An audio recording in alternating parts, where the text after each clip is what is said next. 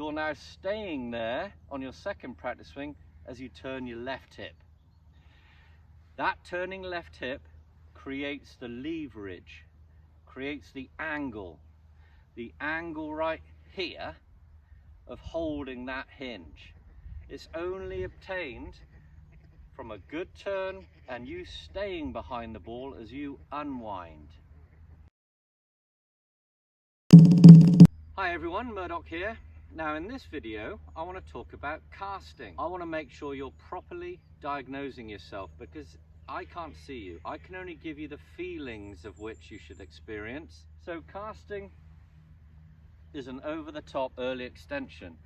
Now backtrack because it starts from before that. So if you feel like you're striking the ball at the heel weak, tends to have a slicing shape, or your best ones are struck well staying up the left, so the longer hits will be left and a more pleasant contact, that's probably you coming over like this. And if you film yourself, you'll be able to properly understand. It comes from a lack of rotation. That's the big underlining factor. So what we've got to try and do first of all is get a better turn, understand what weaknesses we might have there, and then get used to that, the core turning. I've got several videos now based on this turning action. Cutting to the chase, let's say you're on the first tee and you've done this.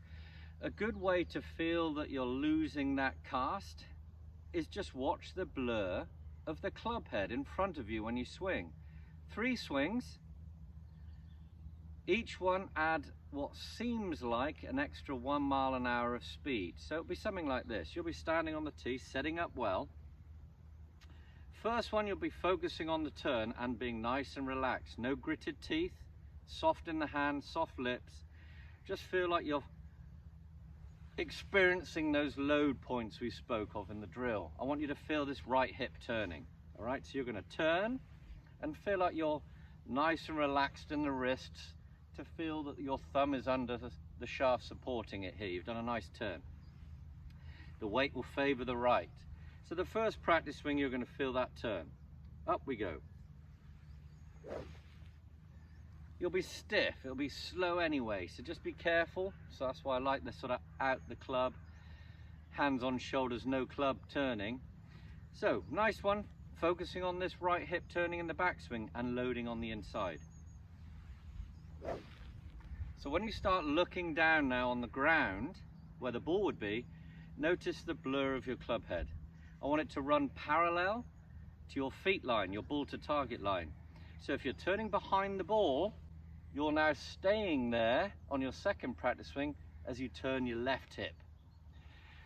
That turning left hip creates the leverage, creates the angle right here of holding that hinge.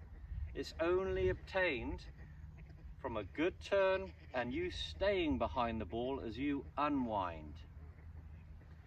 Remember, poor rotation and leaning in, shouldering it will cast it. So you've got to understand the stability of the body as you create a better rotation. So first practice swing, nice and steady, thinking of your right hip. Turn, that creates the feeling of the left hip wanting to turn. You're looking down though, watching the blur of the club. So second one, as you start feeling more loose, I'm super stiff this morning by the way. Jumping into this video, not warming up, not ideal. Do as I say, not as I do. Right, so second practice swing, you're adding a little bit more speed to this left hip turn. I want you to make that swish a little bit louder. Again, watching the blur of that club in front of you as you stay behind the ball. Watch my plumb bob videos if you're not familiar with a drill on how to do that. So, and then the third and final one, just make it the best one in terms of your rotation here. Really going to town here and staying behind it.